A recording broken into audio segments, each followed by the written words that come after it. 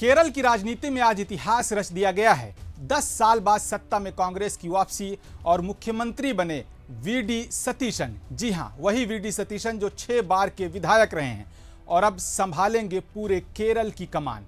आज शपथ ग्रहण समारोह में कांग्रेस के 11 मंत्री और सहयोगी इंडियन यूनियन मुस्लिम लीग के 5 मंत्रियों ने शपथ ली।